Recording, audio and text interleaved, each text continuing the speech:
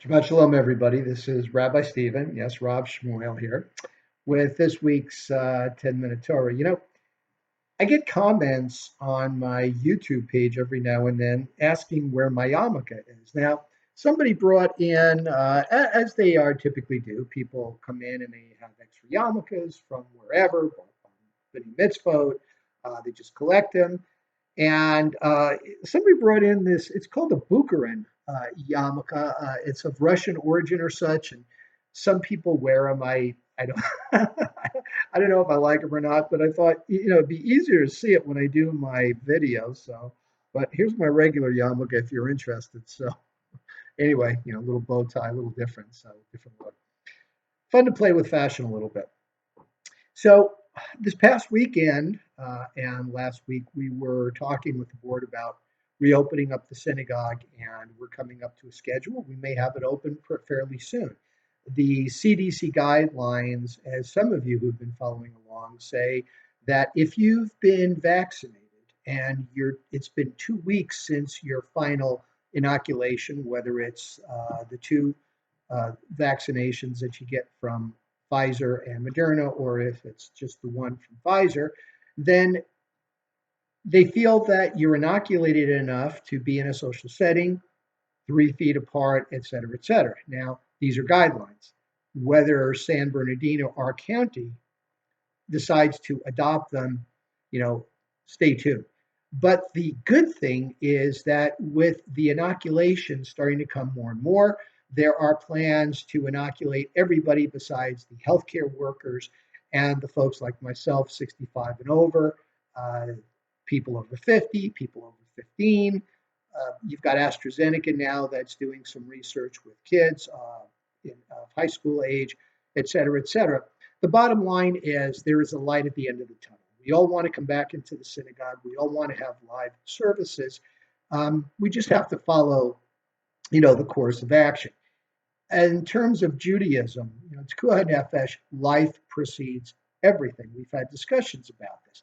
If you're stuck in a deserted area, there's nothing to eat but unkosher food. Do you eat it? If that's all you can find and you're absolutely convinced there's nothing else edible that is kosher, yes, absolutely. This is the same thing. We all want to get together. We all want to have our live services. People are getting stir crazy, used to be known as cabin fever. But we do want to honor life. We want to be alive when the restrictions start to ease.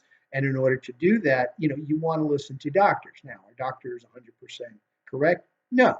But because of their training and because of their background, yes, you want to start looking at your health concerns, right? So, and it's interesting, we lead into that with this week's portion, which is a double portion. And this is one of the pair of portions that are put together when we have just a regular year and we need to double up some portions in order to accommodate the cycle from Simchat Torah to Simchat Torah so that we finish the Torah, reading the full scroll of the Torah, and we rewind it. So not being as many weekends or Shabbatot for those services, we double up. This is Tazria Metzora. And whereas last week's portion, the final chapter of the three that we studied was about the laws of kashrut, now we have laws of purity. But the question is it a religious purity or is it a hygienic purity? Because it talks about tsaris and tazria, and these are what happen when a person starts to develop blemishes on their body. So the question is, and this is really a pronounced difference between the commentary in the Art Scroll Chumash, which is Orthodox, and the Sonsino Chumash, which is conservative. So most of us are used to reading the Sonsino Chumash, edited by Dr. Rabbi Hertz, and compares Tazria and compares the tsaras to leprosy. So leprosy was a condition where the skin started to deteriorate, and it was just a very, very harmful, a very painful death. We had lepers were put in leper colonies where they couldn't infect anybody else, and it was basically a death sentence. The difference in what's described in this chapter is not a death sentence. People recover sometimes in as quickly as a week. So when you look at a condition called Metzora, uh, in the Orthodox, they make the point, and Dr. Hertz in the Sonsino makes the point as well, that that stands for Motzi Hara, which is the sin of slander. And basically, some of the thought is that the reason that these blemishes started developing on the skin, and there was all sorts of blemishes. We're not going to get into that. You got to read it. It talks about what it looked like, whether it was white, whether it was, et cetera, et cetera. If you're eating, don't put down your food and or put down the video and do it later because it can it's blemishes. What are you going to do, right? So the point is that this was an outward manifestation of an inward sin. So here is the person who is profaning others, demeaning others, and what is gossip? It's a way to get back at a person without being overt. Instead of confronting a person face to face, you start talking about them behind their back, and it's really kind of an idea of taking that control and being, there's all sorts of psychological implications to people that gossip, that demean people, that talk about them behind their back or whatever. It's a way to take control and not have to confront them and be accountable face to face for what you say. Well, these blemishes make you accountable. When you engage in the sin of slander and demeaning somebody, your body starts to show it. Now, this isn't so far fetched. Some people say, "Oh, I can tell when you're lying because you do this with your face. Your skin flushes, you avert your gaze, different things." So there are physical outward signs that you're lying or you're talking bad about somebody or you're not being completely truthful.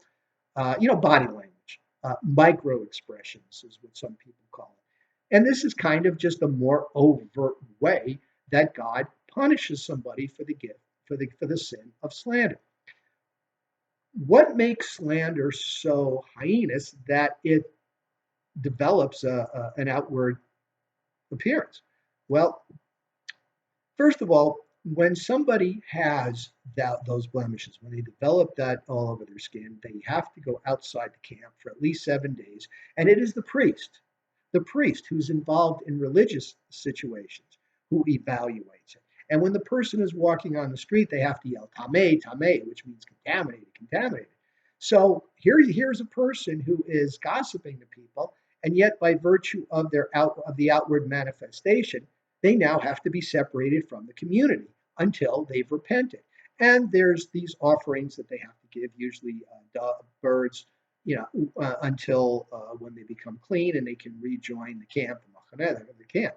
Okay, so again, what is it that makes gossiping and slander and demeaning others such a heinous act?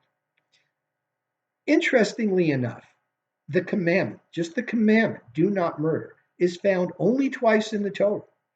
Both times when the Ten Commandments are mentioned in Exodus and Deuteronomy. The commandment against slandering in one form or another, so far I've counted 8 or 9 times.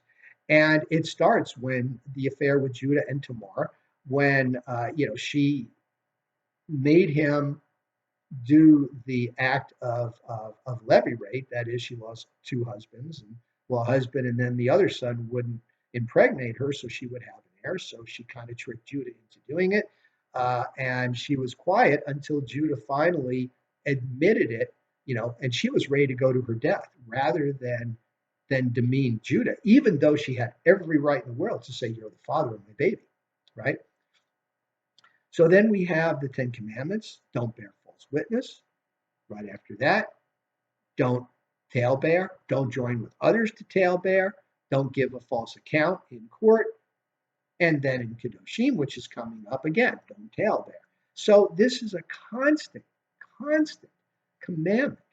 And you see by the outward appearances of this disease, quote unquote, how important it is. Because when you demean somebody, it creates it takes people away from each other. It causes doubt. It causes hard feelings. You can ruin a person's livelihood because how many, of us have professions where our success depends on how well we're looked on by the community.